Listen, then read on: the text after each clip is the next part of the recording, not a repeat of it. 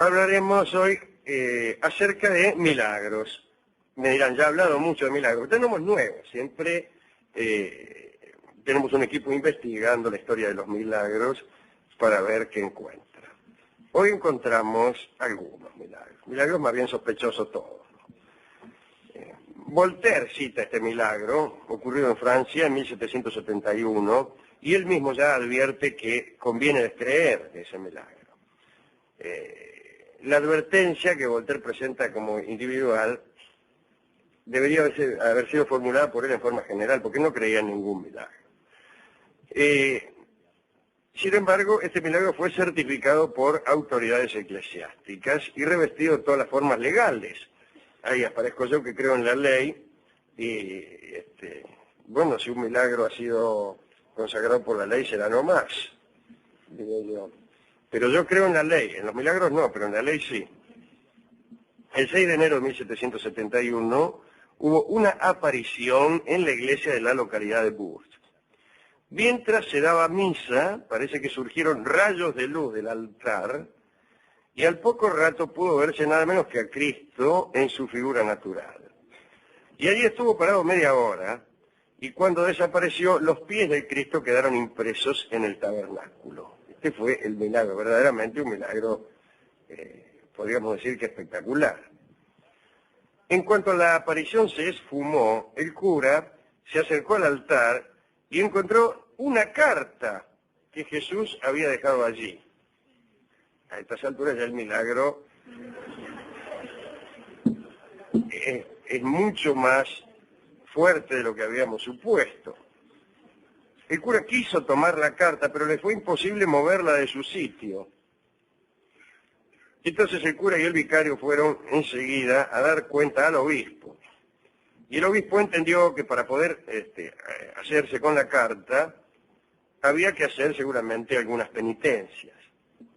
Calculó el obispo que la carta no se movía, pero que a lo mejor haciendo penitencia y rogando un cacho era posible apoderarse de ella. Ordenó entonces que se rezara en todas las iglesias de la ciudad durante 8 días. Después de ese tiempo, el obispo fue a la iglesia en procesión, acompañado de todo el clero del país, repito, de todo el clero del país, y de miles de personas ajenas a la jerarquía eclesiástica, y después de haber ayunado él, no todo el mundo, por 3 días. Ni bien entró a la iglesia, pidió a Dios que le concediera la gracia de poder tomar la carta. Hecho el pedido, se subió al altar y tomó la carta sin dificultad. Lo que hizo inmediatamente fue leerla en voz alta para todos los asistentes.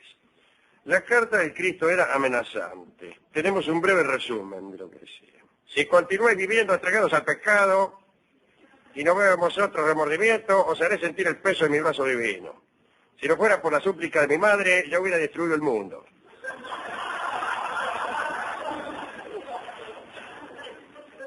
Os di 6 días de trabajo y el 7º para que descansarais y para que oyerais misa, y por el contrario, solo se oyen blasfemias y solo se ven hombres ebrios. Los cristianos, en vez de tener compasión por los pobres, prefieren mimar a los perros y otros animales. Los que no cumplan mis amonestaciones y no crean en mis palabras se atraerán con obstinación mis manos vengadoras sobre sus cabezas y experimentarán desgracias interminables. Firmado Jesucristo.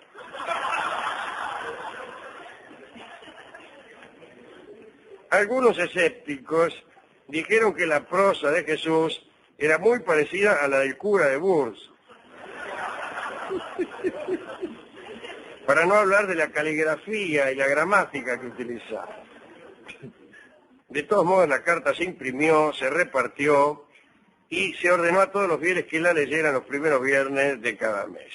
Así que ese fue el milagro de Bourges. Otro milagro, y este se lo dedico a los amigos orientales, fue el de San Cono, allá por el siglo XI, ¿no?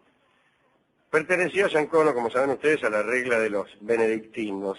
Cuenta Voltaire que San Benito, el fundador de la orden de los benedictinos, había levantado la abadía de Monte Cassino.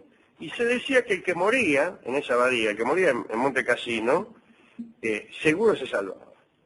Ya saben lo difícil que es salvarse, ¿no? Incluso allí en esa abadía se escucha la llegada de la muerte. con unos golpes, que se llaman golpes de San Benito. Así que si vos estás en la abadía de Monte Cassino, primero te morís ahí, vas al cielo por malo que hubiera sido. Bueno, Así que si usted quiere, cuando se sienta morir, sí, ya va saliendo. arranque para Monte Cassino y por ahí salvar esa. Y después, cuando viene la muerte, usted se entera porque se oyen los famosos golpes de San Benito. Bueno, pero hoy vamos a hablar de San Cono, mejor dicho, el que está en este catálogo es San Cono y no San Benito. Dicen que Cono realizó varios milagros, aunque casi todos después de muerto. En vida hizo uno solo. Vivía en Nápoles y en el monasterio de Santa María los hermanos del monasterio fabricaban pan y lo cocían en un horno de barro, hacían marrócolo. Un día Cono desapareció. Lo buscaron por todas partes hasta que en un momento dado lo vieron salir tranquilamente del horno, en donde se estaba cociendo el pan, así que naturalmente el horno prendido, sin ninguna quemadura y con un pan caliente en la mano. Me dirán ustedes que es un milagro más bien inútil. Más bien una compadrada que un milagro. ¿Usted recuerda aquella historia del Buda? En la cual un monje vuela, levanta vuelo para ganar un premio que había en la punta de un palo. Había como un palo enjabonado. Sí. Que tenía que subir arriba del palo enjabonado para agarrar no sé qué, un florero, ponele. Y entonces el monje budista, utilizando los poderes que le confería su santidad, voló, se elevó en el aire y agarró el florero y lo echaron del monasterio por gastar por hora el chimango. Claro, por Gil lo echaron. Claro, bien echado está. Vos podés hacer milagros, pero hacelos cuando la circunstancia también sea sagrada y seria, ¿no? Para ganar un florero, una kermés. Bien. El caso es que Cono no tuvo oportunidad de hacer en vida muchos otros milagros porque murió joven y fue canonizado mucho tiempo después, en junio de 1872, por el Papa Pío IX. Entre aquellos que no se quemaban, se llamaba así, muchachos. Entre aquellos que no se quemaban estaba Santa Catalina de Siena, que tenía por costumbre pisar los rescoldos ardientes durante sus trances de éxtasis, y ahí permanecía incluso acostada largas horas sin que siquiera sus ropas llegaran a chamuscarse. Chamuscarse.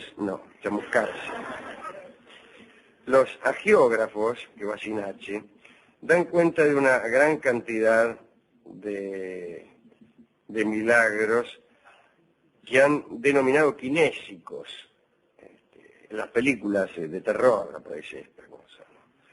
Por ejemplo, la levitación, de la que recién hablábamos.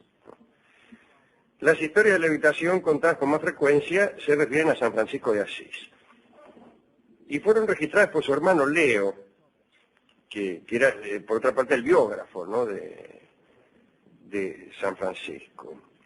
Dicen que se elevaba a veces hasta la copa de los árboles. Otros lo vieron elevarse a alturas tan desmedidas que apenas podía distinguírselo. Se elevaba y uno ya no lo veía, como suele ocurrir con algunos barriletes. Santa Teresa de Ávila afirmaba que sentía algunas veces una ligereza en todo su cuerpo, que incluso sus pies perdían contacto con el suelo. Otra que levitó fue María Egipcíaca. La vio el monje Zósimo. Declaró que al final de su primera entrevista con la santa, ella elevó los ojos al cielo, extendió las manos y comenzó a rezar. Y Zósimo quedó extrañado, bajó la mirada al suelo y entonces vio asombrado que María Egipcíaca oraba suspendida en el aire. Y Zósimo confesó después que él creyó que se trataba de una astucia del diablo y salió rajando. ¿Qué es lo que haría yo? Último caso. Hemos hablado alguna vez de Schnaudi de Atripa, un hombre del desierto, una seta tal vez, pero que se dedicó a destruir templos paganos. Tipo, cada vez que veía un templo pagano lo destruía. La levitación de Snowdy se efectuó en los últimos años de su vida. Había sido acusado por sus ataques violentos,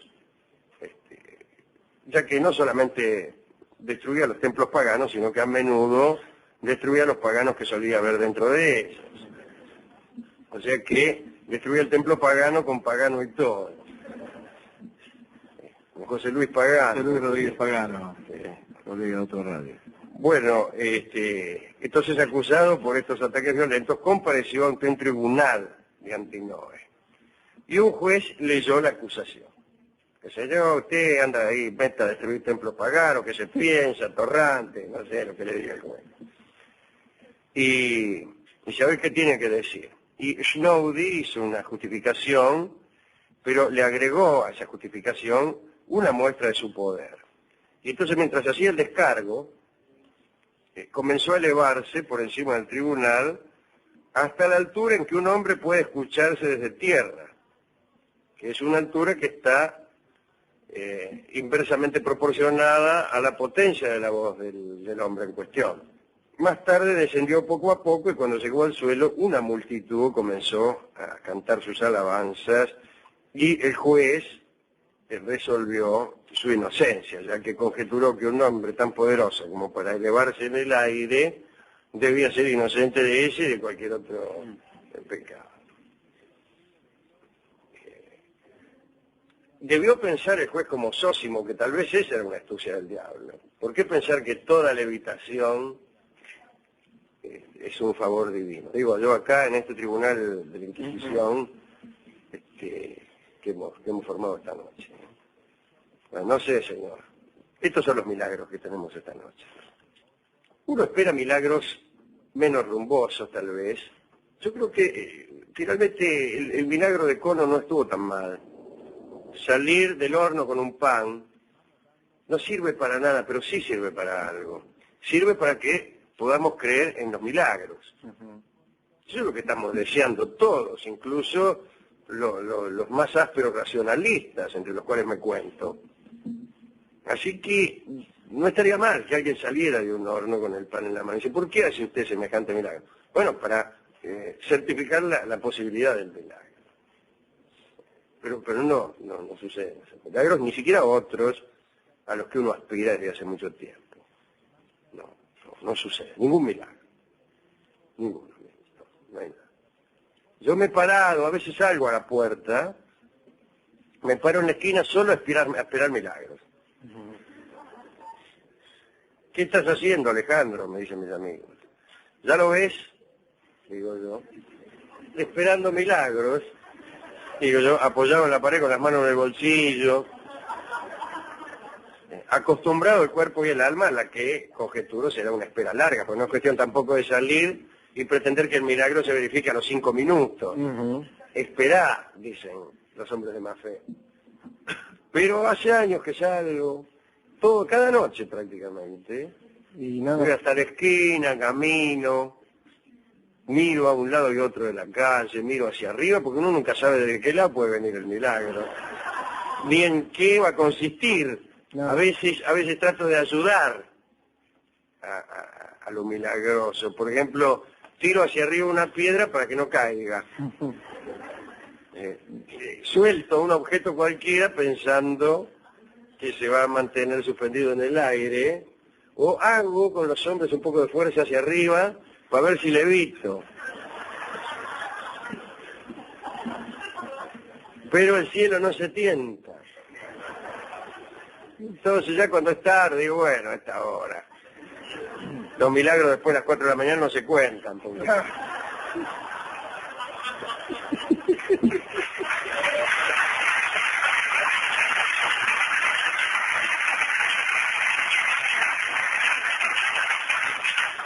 me meto para adentro y me pongo a leer física.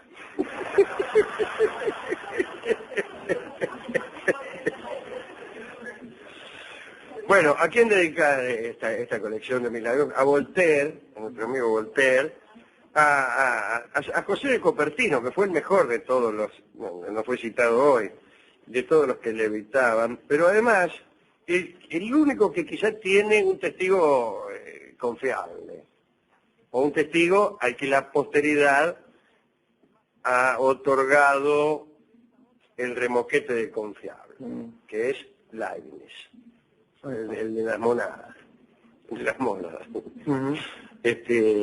y el del cálculo infinitesimal. Ese dice que lo vio, pero no sé. Pues de todo yo he conocido muchos científicos que también estaban bastante locos. Bueno, a Leibniz entonces y a José de Copertino, un pequeño monje que se elevaba. Bueno, también al cura de Bourges, ¿no? Al que escribió la carta, al de la carta de Cristo. Sí. Ese me gustó mucho. Hemos ido a la discoteca a buscar discos de milagros y no había nadie. Finalmente, ya que estaba la carta de Bourges, hemos resuelto escuchar el tango Aquellas Cartas en la milagrosa versión de Carlos Gardel.